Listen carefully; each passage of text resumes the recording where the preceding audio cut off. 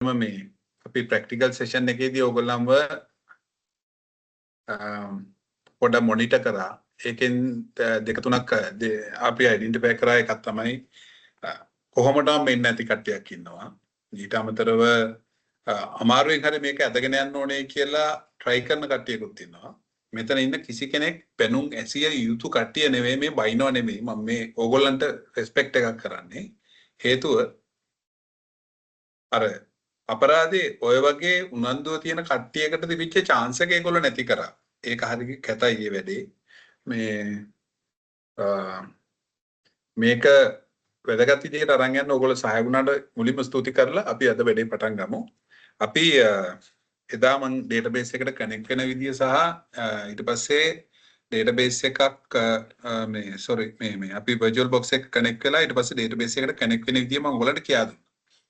මෙතනදී මේ practical session එක කියලා කියන එකේදී මේ slides ඇඳලා slides වලින් කියා දෙනව නෙමෙයි. මේ අපි virtual environment එක මේක කරත් production එකේ environment එකක විදිහට අපිට මේක කියා දෙමු නම් ඔයාලට මම. දැන් අපි ඒ වගේ methodical විදිහට යන program එකක් අපි ගෑන් ලොකුමාන්නත් එක්ක යනවා.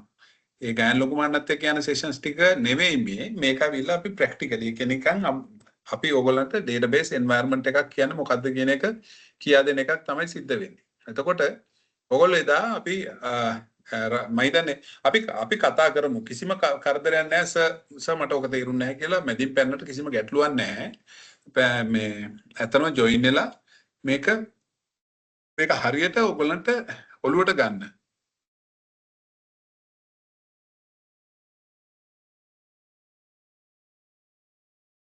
කවින්ද මේක රෙකෝඩින් ටයිම් එක 22:52ක් වෙනවා මන්ද මොකක් හරි හේතුවක් නිසා වෙන්නේ නැති කමන්නේ.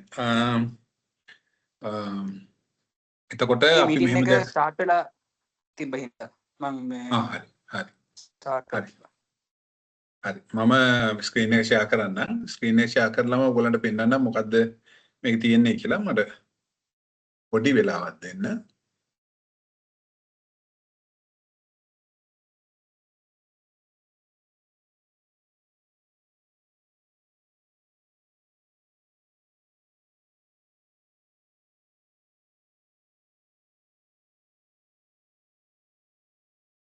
ස්ක්‍රීන් එක ෂෙයා වෙලා නැහැ නේද තාම ඔයගොල්ලන්ට?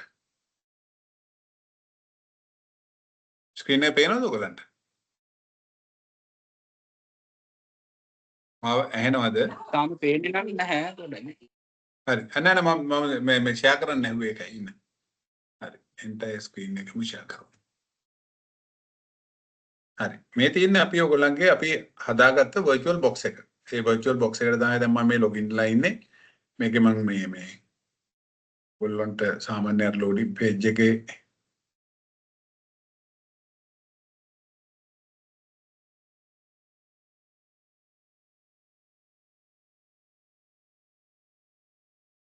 ඔයගොල්ලන්ට තියෙනවා getting started කියලා මේ page එක. මේ page එකේ එන්නේ මේ home එකේ Oracle desktop එකේ ඔයගොල්ලන්ට මෙතනින් ගන්න බැරි වුණොත් එහෙම ඔයගොල්ලන්ට මේක මේ සීරෝම close කරයින් පස්සේ ඔයගොල්ලන්ට මෙතන තියෙනවා ඒ file එක. මේ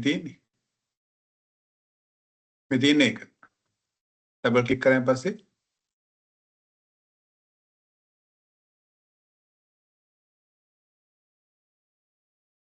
open වෙනවා මේක මේ දැන් දෙතුන් පාරක් open වෙලා. එතකොට මේකේ තියෙනවා මේ start කරන්නේ කොහොමද කියන එක. මේකෙදි අපිට ඕගොල්ලන්ට තියෙනවා මේ Apex load කරන්න පුළුවන් එකක්. ඊට පස්සේ SQL developer කියන එක මේ SQL developer web version එකක්. ඕගොල්ලන්ට අර ඕගොල්ලෝ පාවිච්චි කරන SQL developer වගේම එකක්. මේක username password ගාලා login වෙන්න පුළුවන්. ඒකත්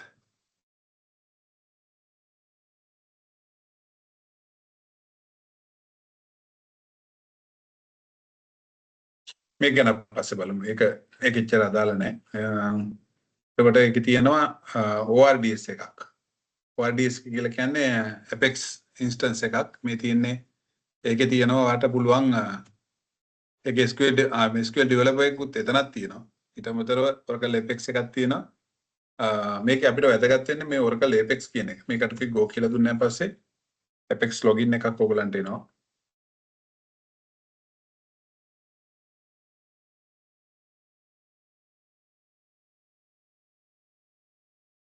මෙතන workspace එකේ අපිට දැන් මේ මම Apex කියා දෙන්න හදනව නෙමෙයි. නමුත් මේක දැනගන්න ඕනේ අපි workspace එකේ අපිට තියෙනවා internal workspace එකක්. මේක වාගේ local එකක්නේ. මේක local එක නිසා internal එකේ user admin අනේ හිතන්න password එක Oracle දෙන්න ඇති. මේකම password මේකේ Oracle තියෙනවා.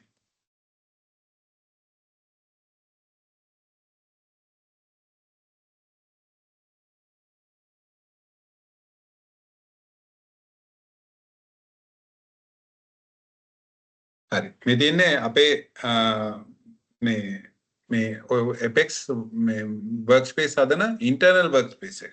මේකදී අපිට create workspace කියලා workspace එකක් හදන්න පුළුවන්. මේක මම කියා දෙන්න කලින් මම දැන් workspace එකට ආපු නිසා ඒකත් කරලම ගෙන යමු. මම කියනවා මම test environment එකක් හදනවා. workspace name එක test. ඊට පස්සේ workspace ID එක automatically ගනි. बस next करना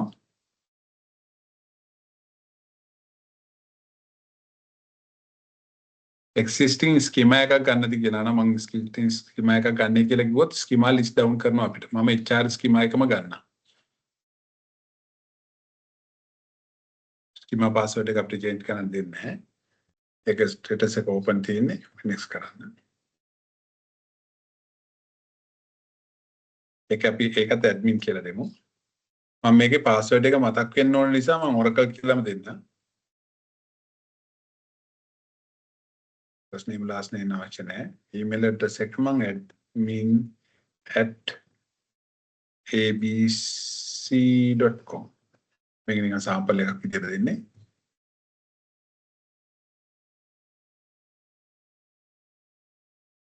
create workspace. workspace එක create වුණාන් පස්සේ අපිට මේ admin ගෙන් exit වෙලා කියන්නේ sign out වෙලා අපිට පුළුවන් අර මේ අපි හදාගත්ත workspace එකට join වෙන්න. ඒක අපි දුන්නේ test. ඒ admin මයි password එකත් Oracle කියලා දුන්නේ. එතකොට sign in වෙන්න පුළුවන්. දැන් අපිට ඒ password එක අපව වෙනස් කරගන්න පුළුවන්. new password එක මම ඒකත් Oracleම කියලා දෙන්නම්. test environment එකක් නිසා මේක දුන්නට කමක් නැහැ. නමුත් ඔයගොල්ලෝ production කරද්දී ඔයගොල්ලන්ට ගැලපෙන password එකක් දෙන්න හැම වෙලාවෙම. මේ තියෙන ඇත්තටම අපේ workspace එක. අපි ඒකේ ඔයගොල්ලන්ට මතකයි align කරේ මේ schema එකක් දුන්නා HR schema එක. එතකොට අපිට HR schema එකේ තියෙන objects ටික පෙන්වන්න SQL workshop එකට ගිහිල්ලා අපි your thing මේකට මේ තියෙන්නේ.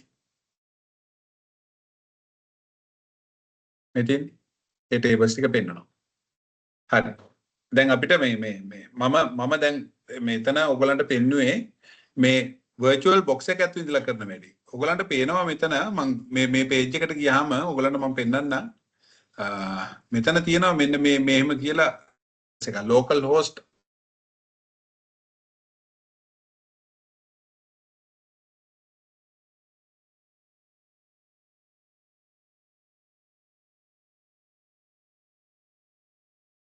දෙන්න. දැන් මේ virtual box එක open කරලා තියෙද්දි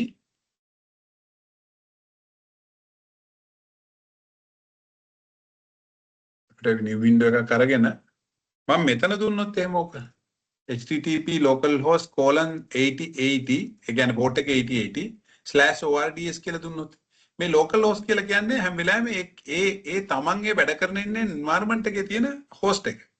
මේක මෙතනට දෙන්න බෑ. මේකට අපි දෙන්නේ මොකක්ද දන්නවද? ඔයගොල්ලෝගේ මේ virtual box එකට ගිහිල්ලා මේ if config කියලා ගහුවාම ping -a කියලා ගැව්වාම එනවා මේ ETH0 වල IP address එක. මේ තියෙන 192.168.1.80 කියලා. අපි ඒක තමයි මෙතනට දෙන්නේ. 192.168.1.80. ඊට පස්සේ colon 80/80. ඊළඟ මම enter කරාම ඔයගොල්ලන්ට පේනවා අර environment එකම එනවා. අර වගේ අපහසු නෑ මෙතන වැඩ කරගෙන යන්න. Oracle Apex එක මම කියනවා Apex එක අපිට test කියලා මේ එකක් දුන්නේ. අපි admin password username එක Oracle password එක.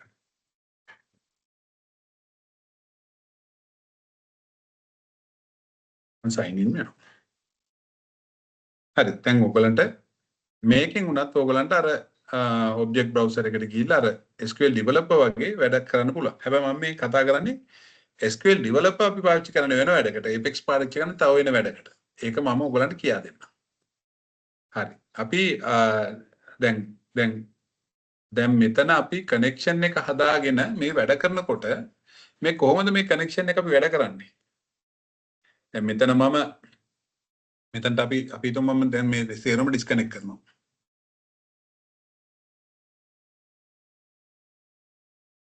මම සේරම Windows ටික ක්ලෝස් කරන්නම්කෝ. ඒකට PO එකක් ගමු.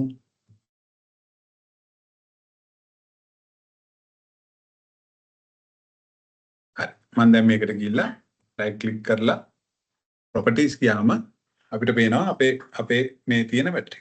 දැන් මේක කනෙක්ට් වෙන විදිහ අපිට වැදගත් නේ. මේ කනෙක්ට් වෙන්න කොහොමද? දැන් මේ මම ඉන්නේ දැන් මේ එකම මැෂින් එක ඇතුලේ මගේ සර්වර් එකයි අපරදින.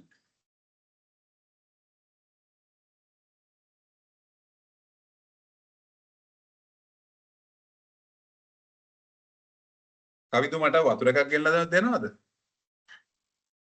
හරි. මේකේ ඔයගොල්ලෝ දාලා තියෙන host name එක. ඊට පස්සේ port එක. ඊට පස්සේ SID එක. free කියලා. මේකේ මෙතන මම PD SID එකට නෙවෙයි ඔයගලන්ට මම කනෙක්ෂන් එකක් හදන්න පෙන්නුවා මෙතන මේ PDB එකට. මේ තියෙන්නේ මම ඒකට යන්න. ඒකේ තමයි අපිට ඕනේ. මේ තියෙන්නේ free PDB1 කියලා. මේක ඇතුලේ තමයි recharge scheme හැම තියෙන්නේ. එතකොට මම name එකක් දීලා තියෙනවා, user name password දීලා තියෙනවා, ඊට පස්සේ host name එක දීලා තියෙනවා, port එක දීලා තියෙනවා, service name එක දීලා තියෙනවා. මේ service name එකට තමයි අපි connect වෙන්නේ. connection එක හදාගන්නේ කොහොමද? දැන් මේ අපිට තියෙනවා user process එකත් server process කියලා එකක්. දැන් මම මෙහෙම rough figure එකක් ගන්නම්.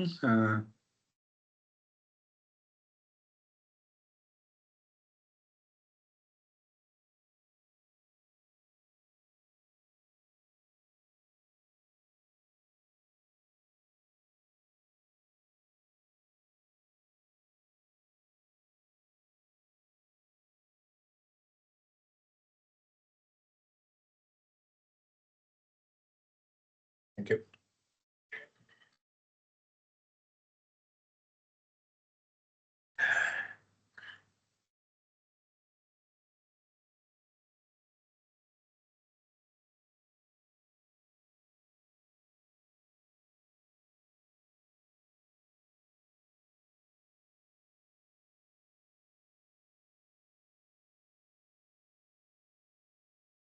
ඒක තියනවා නේද බෝල අඳින එකක්. insert එක අපිට පුළුවන් අපි ගියමුකෝ box එක කරන්න.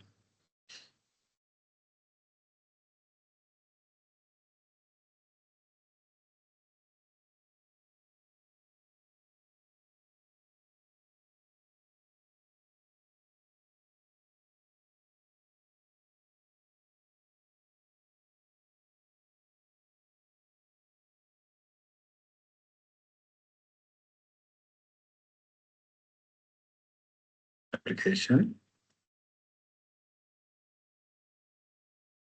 user කියලා මම දෙන්න. හරිද? මම මේක application user කියලා දුන්නට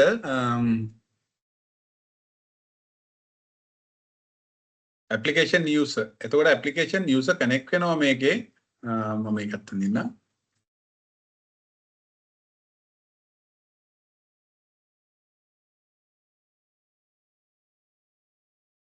database server එකට. මේ database එකට server එකට connect වෙනකොට මේ server එක ඇතුලේ තියෙන process එකක්. ඔයාලම හිතන්න එදා ලොකුමාන්නගේ මේක වැඩසටහන කරන වෙලාවේ එක තැනකදී මේ වචන කිව්වා අපි listener කියලා කෙනෙක් ඉන්නවා. කවුද listener කියලා කියන්නේ?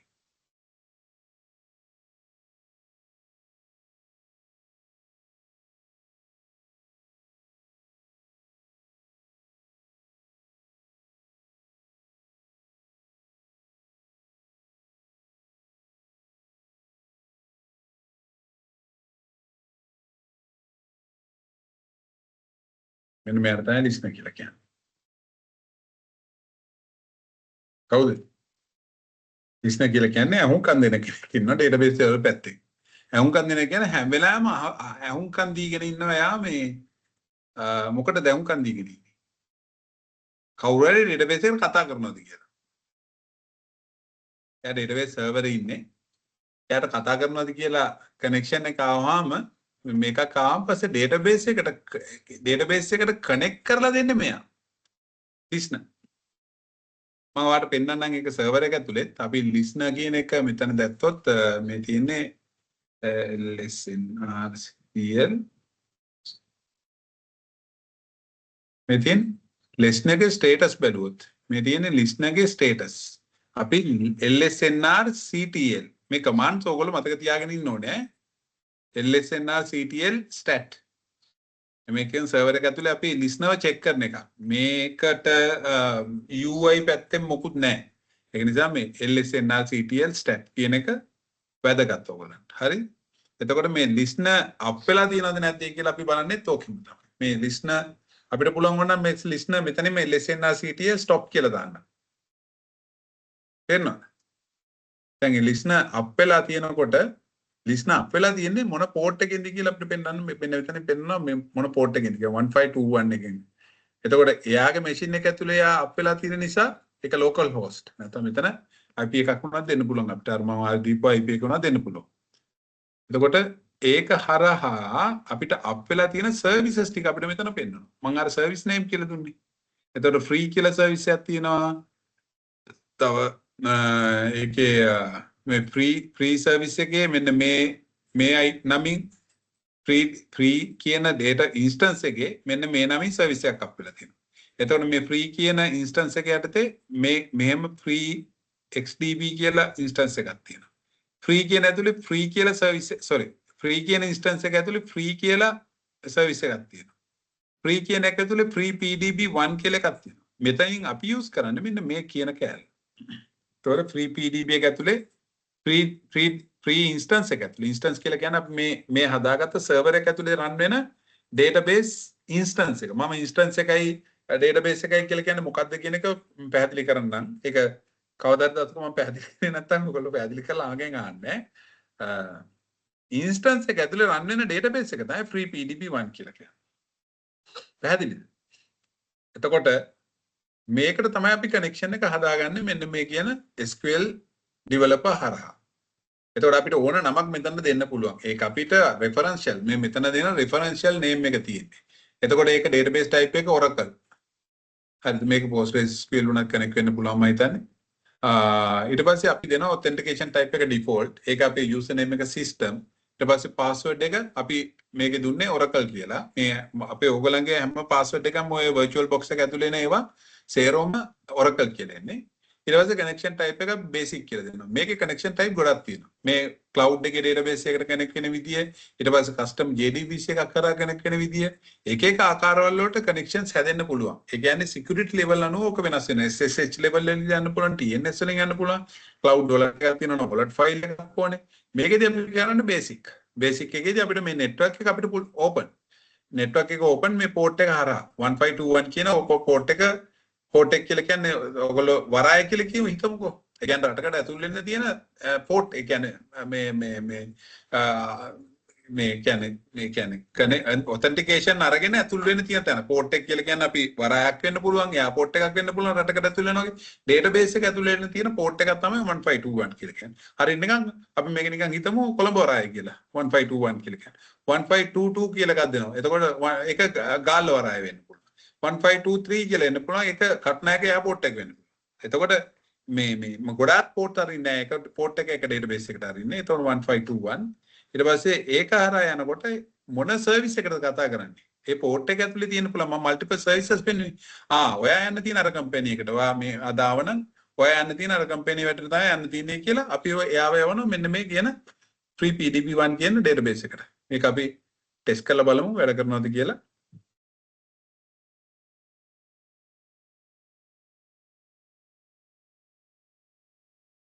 වැඩ කරන්නේ නැහනේ. ඇයි මෙතන තියෙන්නේ 1.80 නේද? අපි මට මතක ඇටියට අතන IP එක තිබුණේ 1.80. මේක ඩේලි වෙනස් වෙනවා. ඔකට මම permanent solution එකක් ඔයාලට පෙන්නන්න. හරි. එතකොට success. හරි. දැන් මම මේක සේව් කරලා කනෙක්ට් කරන්න. මොකද මම මේක දැන් චේන්ජ් එකක් කරා. කනෙක්ට් වුණාම ඔයගලන්ට මෙතන පේනවා මේ කනෙක්ෂන් එක හැදිලායි කියලා. ඔයගලන්ට පේනවාද මෙතන පොඩි නිකන් ප්ලග් එකක වගේ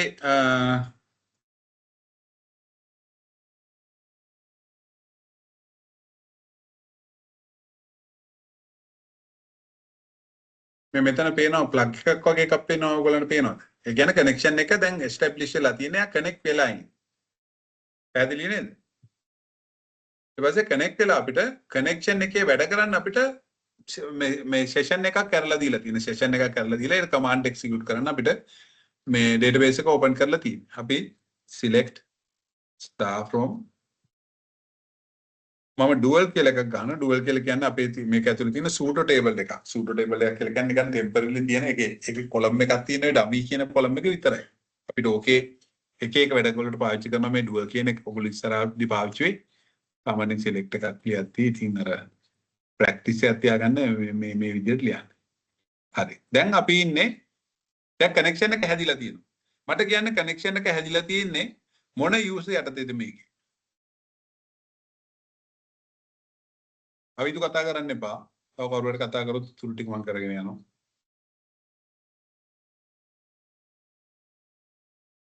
පරදින්න පුළුවන් කියන්න. කවුද මොන යූසර් යටතේද මොන යූසර් එකෙන්ද අපි මේකට කනෙක්ට් වුනේ?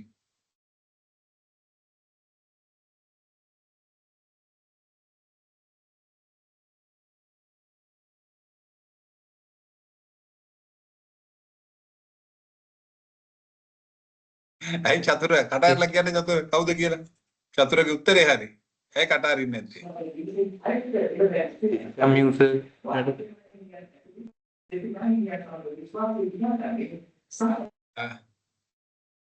බිඟු මට ආව මේ පොඩ්ඩක් මේ මයික් එකේ මොකක් හරි අවුලක් තියෙනවා. ඔයගලන්ටත් එහෙම නේද ඇහෙන්නේ මේ බිඟුගේ? ඔව් සිස්ටම් යූසර් එකෙන් තමයි කනෙක්ට් වෙලා ඉන්නේ. මම හිතන්නේ චතුර උත්තර දුන්නා. චතුර කියන්නේ බිඟුම්මද? නෑ නේද? කමන්නේ. මේ මෙහෙමයි කතා කරන්න දරුවනේ. මොකද මේ අපි අපේ අර රිලේෂන්ෂිප් එක ටිකක් ලං වෙන්නේ එතකොට. මේ අර ගුරුගෝල ගැප් එක තියාගන්න එපා මෙතන. මම මේකේ මම ඔයගලන්ට හැම වෙලාවෙම කියන්නේ මේ අපෙන් දේවල් තියෙන දේවල් ගන්න. යාළුවෙක් විදියට කතා කරලා. එතකොට අපිට හරි ලේසි ගමනක් යන්න. එතකොට සිස්ටම් විදියට තමයි මේ කනෙක්ට් වෙලා ඉන්නේ. අපිට පුළුවන් මේකේ සිස්ටම් එකේ තියෙන ඕනම ටේබල් එකක් මේකේ ඇක්සස් කරන්න මේ නම ගහලා select star from system ගේ ටේබල් එකක් මොකක් කරලා තියෙනවනම් අපිට ඒක මෙතන ලිස්ට් කරනවා. මේකේ මේ තියෙන සිස්ටම් ගේ ටේබල්ස් ටික. මම මේකේ help කියලා එකක් ගන්නවා. help කියලා ටේබල් එකක් තියෙනවනේ.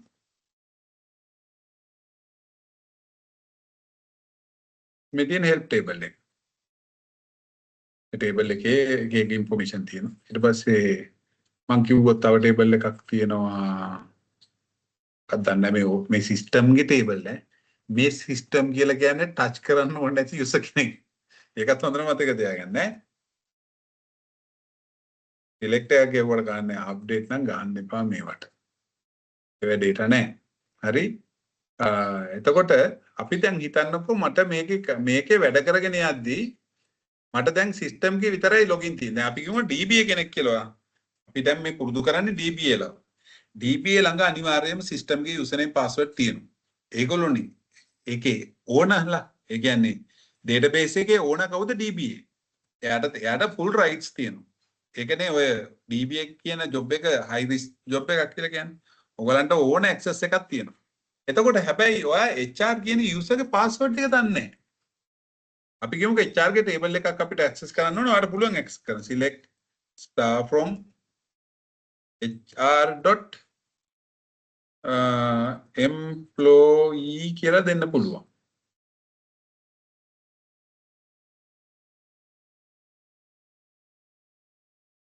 is නේද?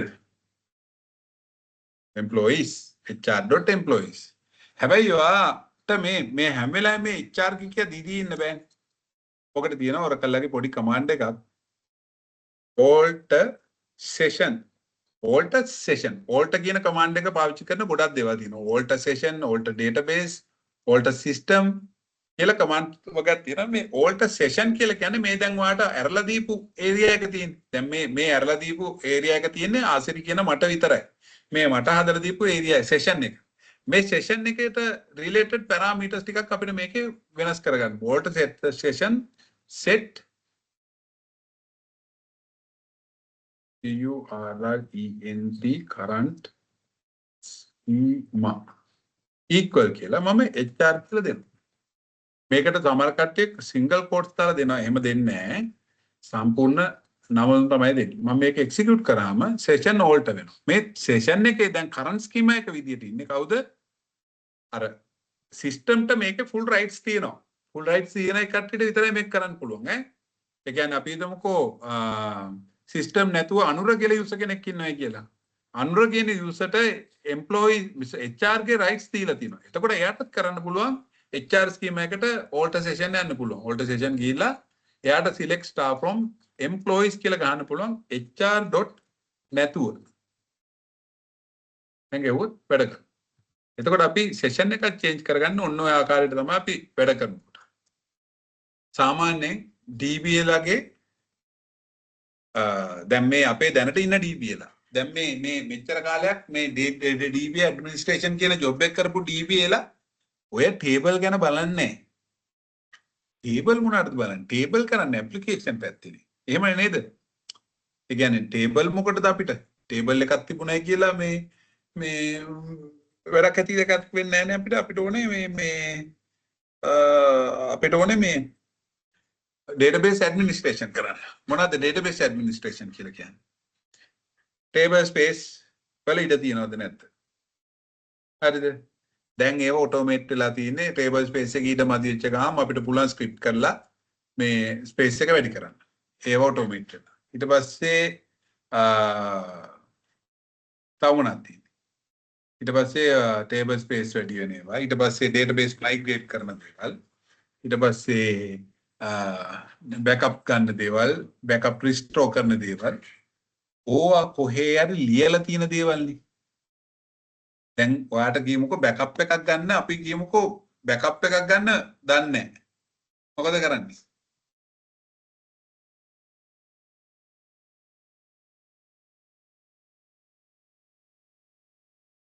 මම මෙතනට ගිහලා ගහනවා.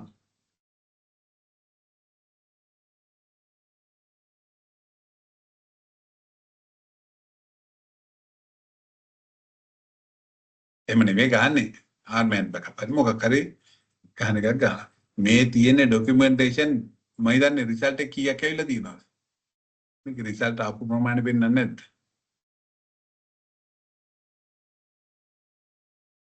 සෑහෙන ප්‍රමාණයක් තියෙනවා ડોකියුමන්ටේෂන්. ඕන තරම් ડોකියුමන්ටේෂන් තියෙනවා. AI වලට ඕන කමාන්ඩ් එකක් ඊට පස්සේ AI පැත්තෙන් මේව කරගන්න බැන්නේ. එතකොට බෑකප් එක ගන්න පුළුවන්. එතකොට එක්ස්පෝර්ට් ඉම්පෝර්ට් එකක් කරන විදිය. ඒවා සේරම ડોකියුමන්ටේෂන් කරලා තියෙනවනේ. හැබැයි නැත්තේ මොනවාද?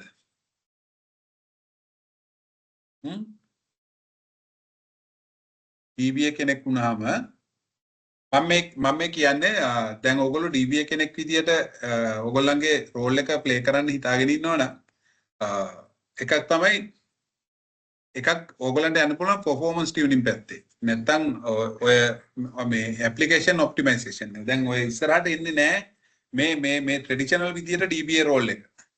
DBA රෝල් එක එන්නේ හැම වෙලාවෙම ඔයාට පුළුවන්කමක් තියෙනවනේ මේ ටේබල් ලෙවල් එක කොහොමද ඩේටාබේස් එකේ ඇක්ටිවිටිස් සිද්ධ වෙන්නේ කියලා බලාගෙන යන්න.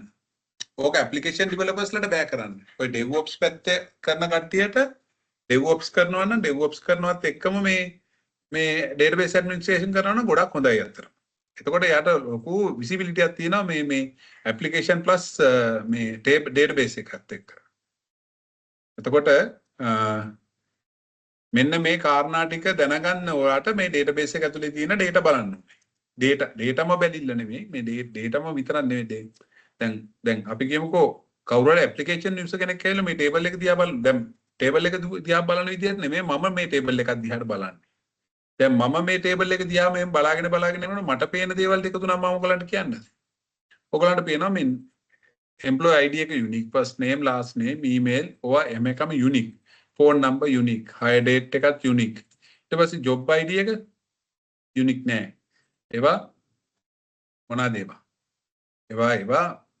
ජොබ් ID අපි ගත්තොත් ක්ලාක්ලා ගොඩක් ඉන්නවනේ.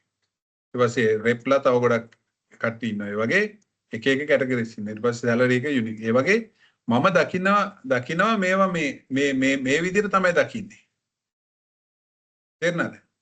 මේවා මෙහෙම මේක බලාගෙන ගිහිල්ලා අපිට රෆ් අයිඩියා එකක් ගන්න පුළුවන් නේ. මොකද්ද රෆ් අයිඩියා එකක් ගන්න පුළුවන්? මේකේ මේ ජොබ් ID කියන එක ජොබ් IDs නිකන් 107ක් විතර මේ රෙකෝඩ්ස් තියෙනවා. 107න් ගත්තොත් 10ක් විතර තියෙනවා ජොබ් IDs. කියලා නිකන් රෆ් අයිඩියා එකක් ගන්න පුළුවන්. හැබැයි අපි ඔහොම ගන්න බෑනේ. ඒ කියන්නේ අපි හිතමුකෝ මිලියන 10ක් විතර තියෙන ටේබල් එකක ඔයාලට පුළුවන් ද කියන්නකෝ මේ ජොබ් IDs ටික දෙයක්. එහෙම ගන්න ඕන කොහොමද ගන්නේ? එකක් තමයි කරන්න පුළුවන් ක්‍රමයක්.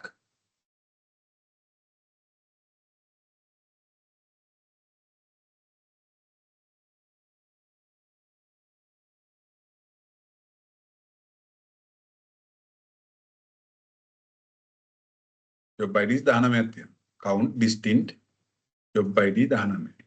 නැත්නම් ඕක කරන්න පුළුවන්. මම මෙහෙම කියනවා. distinct කියන එක නැතුවට පුළුවන්.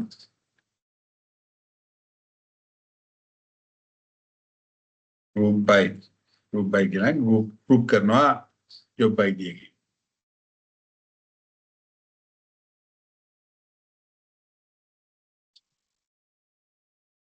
job ID.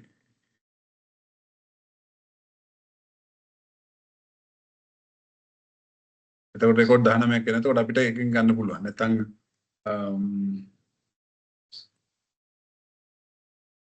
ඒකෙන් තමයි ගන්න වෙන්නේ. ඉතින් ඒ වගේ අපිට ගන්න පුළුවන්. නැත්නම් ලේසිම ක්‍රමය තමයි අතරම මේ කලින් අර මම කියපු විදිය. distinct මේ පැහැදිලිද?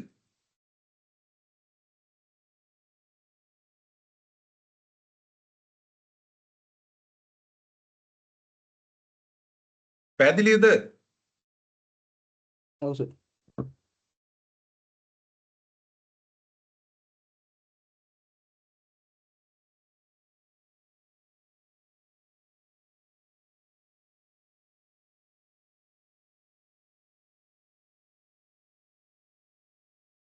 හරි.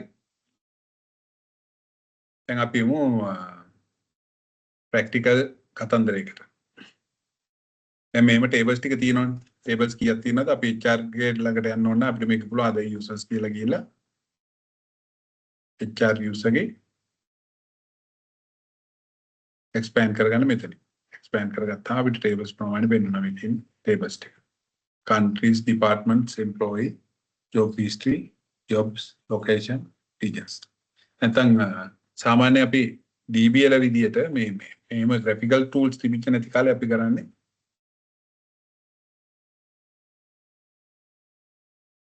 DBA tables where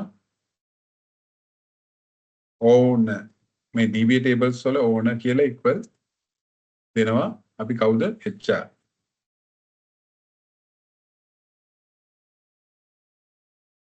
මේ තියෙන HR ගේ tables ටික. එතකොට මේ තියෙන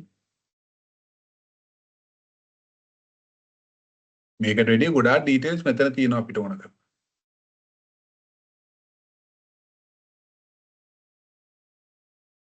පැහැදිලිද? එතකොට tables තියෙනවා අපිට බලන්න පුළුවන්. tables වලට අමතරව මොනවාද මේ table related තාව මොනවද තියෙන්න පුළුවන් object? කවුරුන් උත්තර දෙන්නේ ගැටලුවක් නැහැ.